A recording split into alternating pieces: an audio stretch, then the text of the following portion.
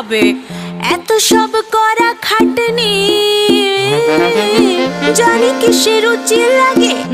টক খেতে স্বাদ জাগে, সব শেষে খেয়েও চাটনি।